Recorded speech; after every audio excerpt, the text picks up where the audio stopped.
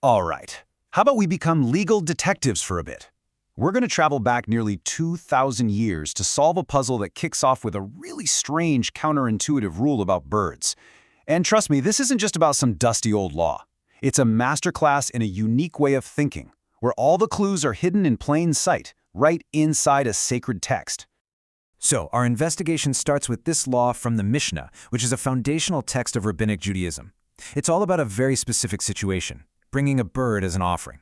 But the rules it lays out, well, they just seem to defy simple logic, and that's what sets the stage for this whole fascinating legal debate. Okay, so here's the heart of the puzzle. Get this. For doves, only a mature bird is considered a valid offering. But for pigeons, it's the complete opposite. Only an immature, young bird is valid. A mature pigeon is no good, and a young dove is no good either. So why? Why would the rules for two birds that are so similar be total polar opposites? It feels pretty random, right? Well, that's exactly what the ancient sages thought too. And you know what's wild? This entire legal headache comes from just this one single verse in the book of Leviticus.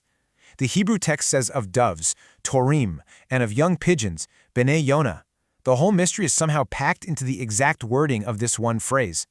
How on earth did they get such a weird, specific set of opposite rules from just a few words? So naturally, the first thing they tried to do was just think their way out of it, use pure reason. I mean, these sages were masters of logic, and they figured they could probably deduce the answer without even having to look too closely at the text. But as you're about to see, that path led them straight into a brick wall. So you have to ask, right? Isn't there just a logical way to figure this out? It really does seem like the most straightforward approach. Let's take a look at how they tried to apply a really powerful form of reasoning to crack this code. Okay, the tool they reach for is called an a fortiori inference. Now, that sounds pretty fancy, but it's basically just an argument from strength. The idea is actually super simple. If something is true in a really strict or difficult situation, then it's definitely going to be true in a more lenient or easier one. It's like, hey, if you can lift 100 pounds, you can for sure lift 50. Make sense?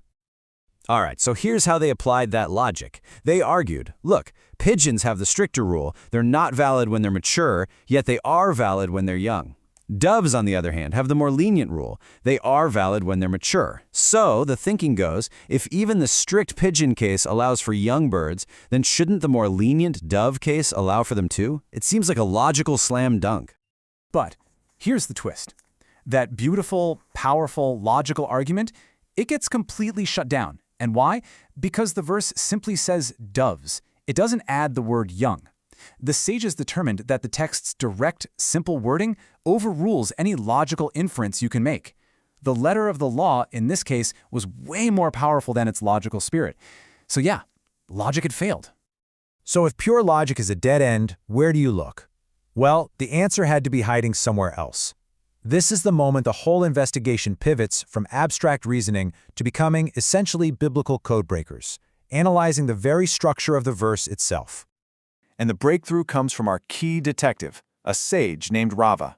He's the one who finally cracks the case. And his insight didn't come from some grand logical scheme. Nope. It came from paying incredibly close attention to a subtle little pattern that everyone else had apparently missed. And here it is. This is Rava's big aha moment. He noticed that whenever the Torah talks about pigeons in this context, it always uses the specific phrase, young pigeons.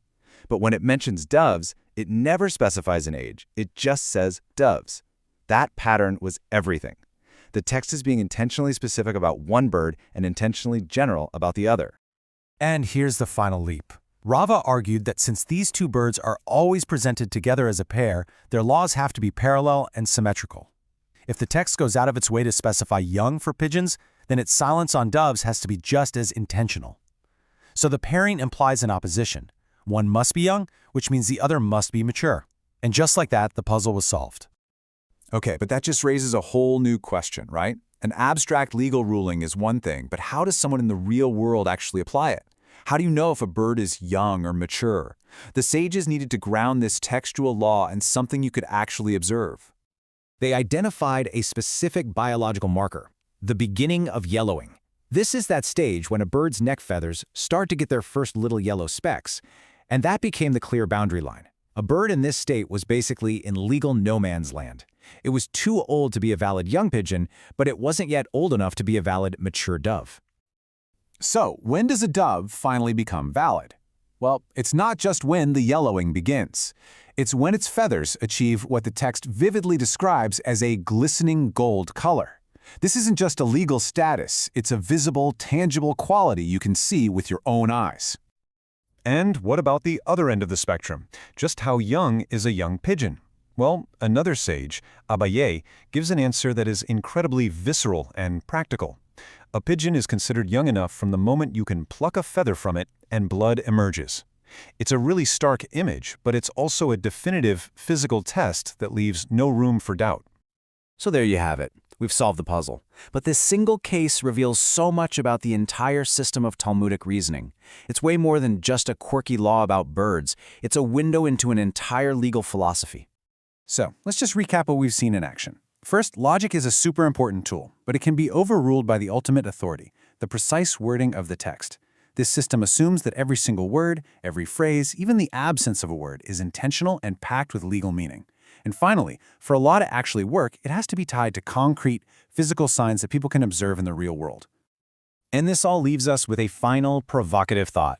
This ancient debate between pure logic and textual loyalty is absolutely timeless. It forces us to ask, in our own lives, in our own legal and ethical systems, when should we follow the strict literal wording of a rule? And when should we prioritize what seems to be its more logical or reasonable spirit? There's definitely no easy answer, but it's a question this 2,000-year-old case of pigeons and doves forces us to confront even today.